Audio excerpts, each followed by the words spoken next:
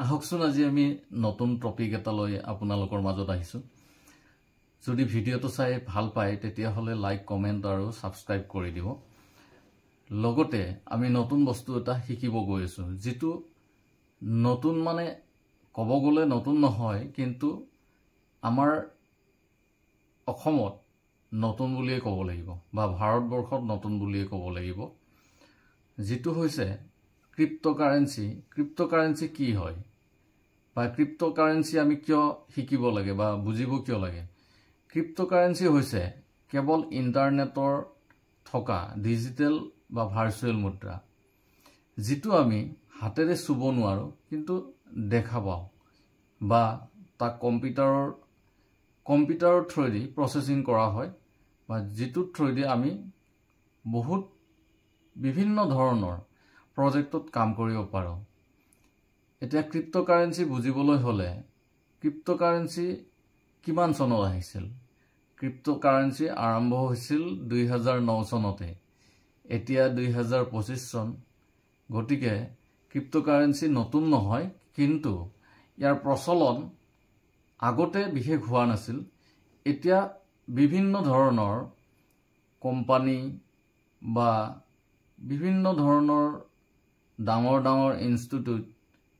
তেওঁলোকে ক্ৰিপ্টোকাৰেন্সি ব্যৱহাৰ কৰা আৰম্ভ কৰিছে ক্ৰিপ্টোকাৰেন্সি যেতিয়া ফাৰ্স্ট আহিছিল তো ক্ৰিপ্টোকাৰেন্সি আপোনাৰ বিটকয়েন নামৰ এটা ক্ৰিপ্টোকাৰেন্সি ওলাইছিল যেটো 2009 চনত আৰম্ভ হৈছিল আৰু এই বিটকয়েনটো জন্ম দিছিলে সতোশি নাকামোটো বুলি এজন মানুহ আছিল যিজনে কম্পিউটাৰৰ সহায়ত আপোনাৰ এই বিটকয়েনক জন্ম দিছিলে বা ব্লকচেইনৰ সহায়ত ব্লকচেইন বুলি ক'লে ব্লকচেইন কি আৰু ই কেনেকৈ কাম কৰে আমি এইটো অলপমান বুজিব লাগিব কাৰণ ক্ৰিপ্টোকাৰেন্সি বুজাৰ আগতে ব্লকচেইনটো কি হয় কেনেকৈ কাম কৰে বা কি ধৰণত এই ব্লকচেইন চলে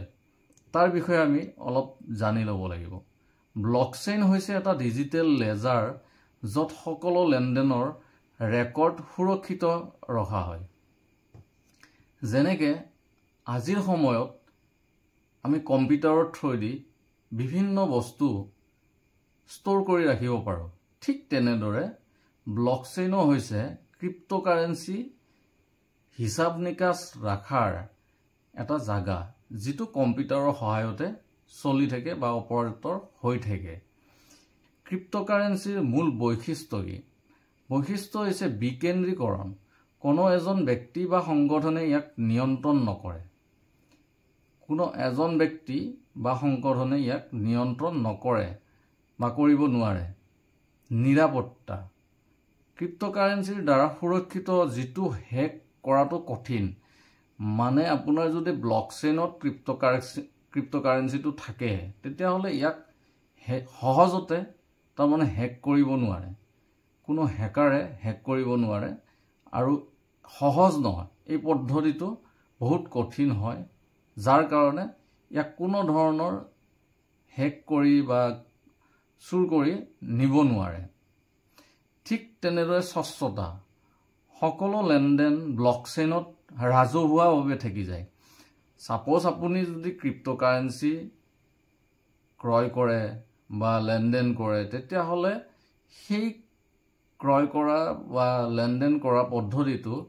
সকলোৱে গম কেনেকৈ পায় ব্লকচেইনৰ থ্ৰুদি আপোনাৰ সেই বস্তুটো চাব পাৰি ঠিক তেনেদৰে গ্লোবেল এক্সচেঞ্জ পৃথিৱীৰ যিকোনো ঠাইতে আপুনি ব্যৱহাৰ কৰিব পাৰে ক্ৰিপ্টোকাৰেন্সি এটা যদি আপুনি ইয়াতে ৰাখে বা আপোনাৰ ওয়ালেটত থৈ দিয়ে মোবাইলত থৈ দিয়ে